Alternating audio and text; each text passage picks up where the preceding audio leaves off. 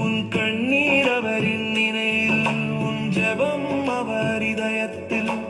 நம்பிக்கை நீ வை, அவர் கிருபை உன்னை உயர்த்தும். எது நடக்கிறதோ அது நன்றாவே நடக்கிறது.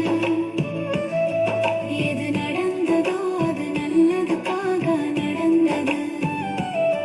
எல்லாம் ஆண்டவரின் திட்டம், எல்லாமே தேவனின் விருப்பம்.